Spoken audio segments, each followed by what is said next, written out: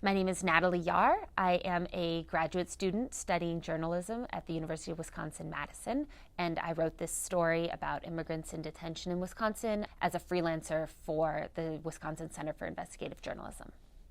With this story, I wanted to look at what was happening to people who were detained in Wisconsin and how was the being detained impacting them and impacting their chances in immigration court.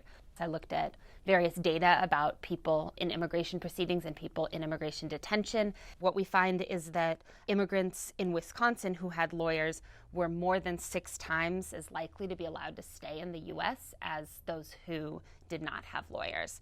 And to me, what was interesting was to learn about the way that even within the same legal framework that exists about immigration, that there are factors that have a big impact on people's lives that can be controlled at a local or community level.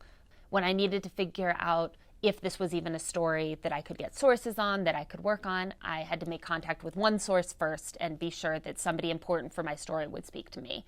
And so I contacted Aisa Olivares. She's the staff attorney for the Community Immigration Law Center here in Madison, and she's one of the 2 lawyers who were funded through that pilot program that's in place in Dane County and in 12 other locations around the country to provide free attorneys to people in immigration detention. I was very fortunate that I was able to not only sit down with her for a couple different interviews to learn more about her work, but that I was able to go with her one day to a bond hearing, even though it meant that we had to leave here at 4:30 in the morning to head down to Chicago for what was, a 5-minute hearing. One of the key parts, one of the last pieces to come together was finding the stories of immigrants themselves through the group Voces de la Frontera, which is an immigrant advocacy group here in Wisconsin. I was able to get connected with